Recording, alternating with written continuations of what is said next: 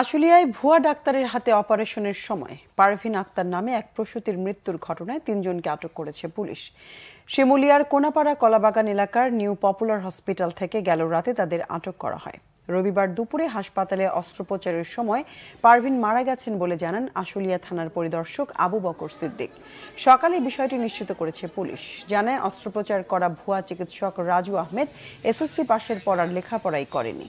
অন্যের registration number ব্যবহার করে সে ডাক্তার আতিকুর রহমান সেজে চিকিৎসা করতেন। গাজীপুরের কালিয়াকৈর উপজেলার সূত্রাপুর এলাকার বাসিন্দা রাজু আশুলিয়ার জামগড়া এলাকায় ভাড়া বাসায় থাকে।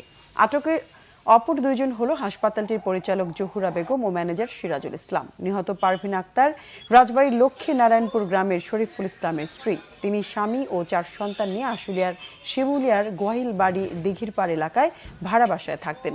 এই ঘটনায় নিহতের স্বামী বাদী হয়ে থানায় অভিযোগ দায়ের করেছেন।